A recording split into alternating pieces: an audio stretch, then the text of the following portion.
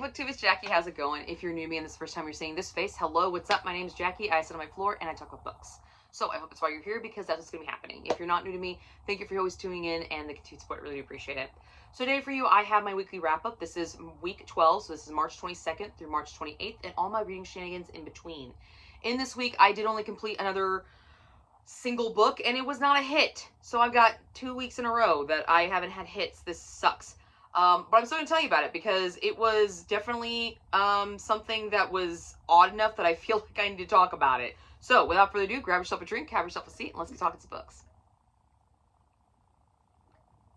Okay, so in week 12, I started 2 books. I finished one. So the one that I finished is the one we're going to be talking about. And that is The Horse Goddess by Morgan Llewellyn. Looks like this. I think that's how you say her last name. This is the first installment to the Celtic world of Morgan Llewellyn, the first one. It's the first one. And I picked this because I wanted something very St. Patrick's Day. I wanted something, you know, Celtic, Irish, something. I wanted that feel. And this looked really interesting. I was like, you know what? I'll give this a shot. And it was an audiobook done by Mill Nicholson. Not the biggest fan of the narrator. Did really good with the different voices. I just wasn't a fan of the main voice that was chosen to use. It had nothing to do with her performance. Her performance was fantastic with all the different voices that she was doing. The main voice it was like nails on a chalkboard to me. It was. But her performance was great. Her voice just does not work for me. This is an Irish folklore origin, which I thought was really cool. I've not read one of these in a hot minute. But in this book, we do have some triggers for attempted sexual assault, human sacrifice, death of a child, and bestiality. Yeah, told you it was weird. So let's get into it. So, this summary is of The Horse Goddess, and it is about Epona, if you're familiar with her. Epona is a woman whose life is celebrated in legend, and she meets Kazak, a Scythian warrior and prince, okay? Their stormy love affair, and this is literally what Goodreads wrote. I'm reading what Goodreads has for the synopsis, okay? Their stormy love affair sends them sweeping across 8th century Europe, pursued from the Alps to the Ukraine by Kuranos, a mysterious druid priest known as a shape changer. That's what you get, okay? Could be interesting, could not be interesting. I thought, let's take a chance. We're going to on this side of interesting, okay? So what worked? The world building. Oh, the world building in this fucking book. Chef's kiss. Chef's kiss to it. All encompassing. I mean, not only do we get the ambiance and the feel, and I can visualize and see everything, we also got this cultural and historical encompassing of all of these different elements. Epona is of a tribes kind of people, and a clan, not tribe, clan, I guess is the word they would use, and you really got a feel for her clan, for her customs, for the reasons why they do what they did, which I thought was really, really cool. On top of all that, you also got it from the Scythians' point of view, and you understood why the clan worked with the land the way it did, why this was their area versus why the Scythians' area was their area. You really got this really good sociological understanding of it, and I really, really appreciated this world building because it definitely benefited this book a lot. Majority of this book is traveling, so the landscape, the elements, all severely affected the outcome of this story. So I really enjoyed that we got a really good idea of where we were, landscape-wise, time period-wise, all of that kind of stuff. She did a really good job with that. And the imagery she created in this was absolutely beautiful. There were some very spiritualistic imagery coming through, and when we're telling the stories of the people and the clansmen and everything, you really get a sense of, you know, who this grouping of people was and who they were. Were. I really enjoyed that a lot. Great world building. Once I really realized what she was doing, and I broke this book down and I looked at what worked and didn't work, the world building was one of the first things that stuck in my mind. I can still visualize the village.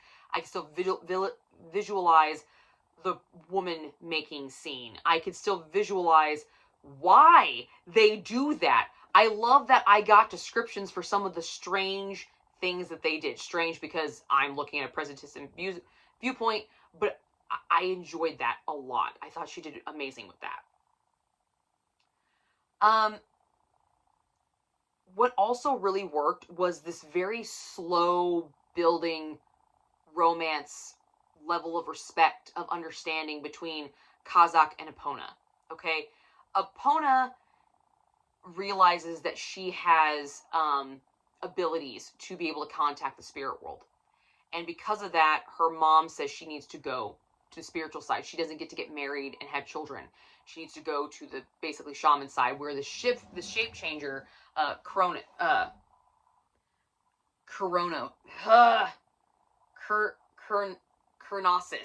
is. I can't say his fucking name, guys, okay? I can't. This druid priest, okay?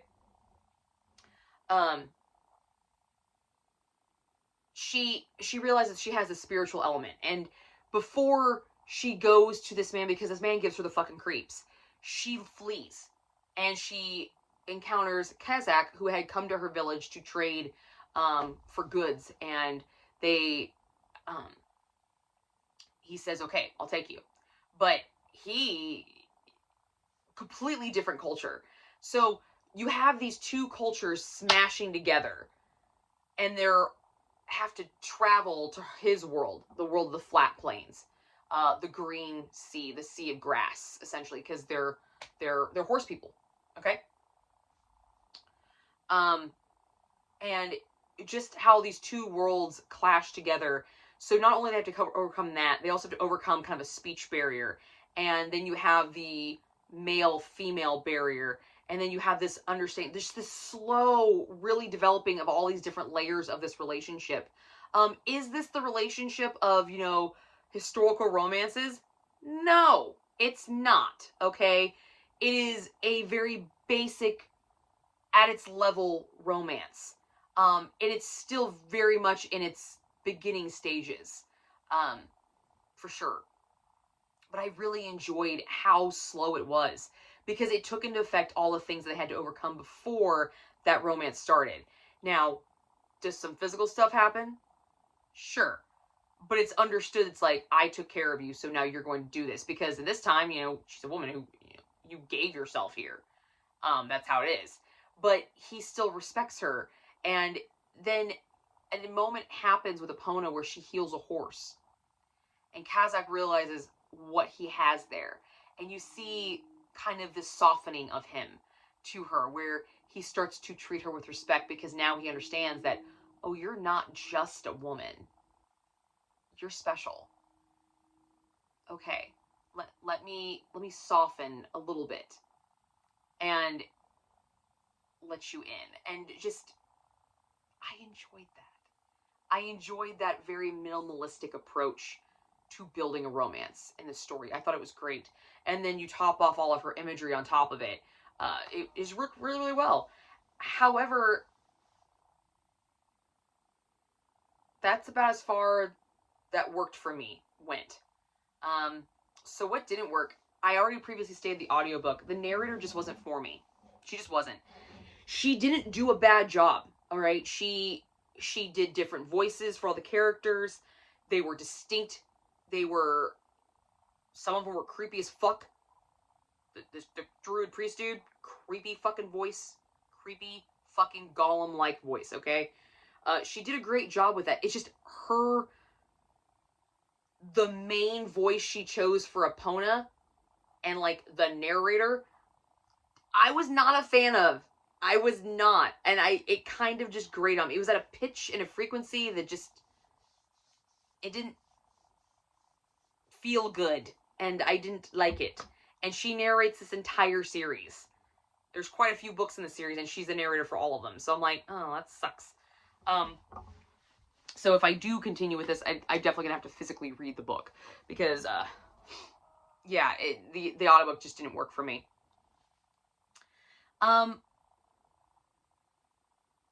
So I said that I really enjoyed the slow build to the romance. I enjoyed how slow it was and the multiple layers. However, when it was supposed to be serious, I still felt like they were in their flirting honeymoon stage. I didn't feel that deep connection that warranted what happened and the reaction. When this big thing happens that really tests them as a couple, I didn't feel like the connection I had justified both of the way they acted. It just didn't for me. But I did enjoy the pace of building that romance. So I kind of wish that would have been elongated, because I felt like if I would have gotten more, I would have gotten that stronger connection. Just when that big moment happened, I'm like, it felt like he had just started seeing her for who she was, not what she could do. For a while, he's just like, you're just a woman. And then he sees what she can do for him, and he respects that, and he utilizes that. But he was just starting to see her when they had to say goodbye. And I was just, it didn't match for me. That intensity needed to be stronger for that, because it didn't feel right. And that kind of sucked. In this book, there are some shocking moments. There are some what the fuck moments.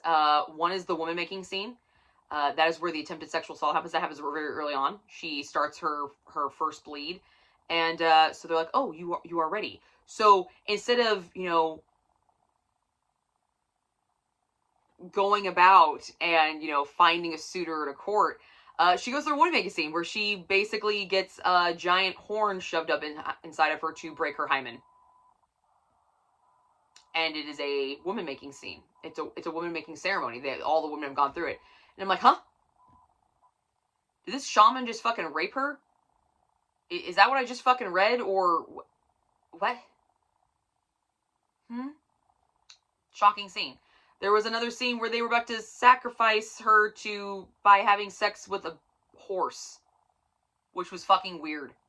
Okay, that was just a weird scene in and of itself.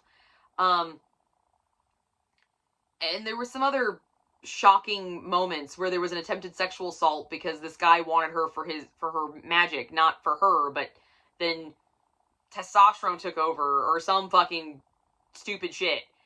Birthing a baby during a fucking storm while you're being chased. Like, a lot of big, powerful things happen, moments, shocking moments, but for the most part, this was just traveling across the plains, traveling across the mountains, the plains, and then going back.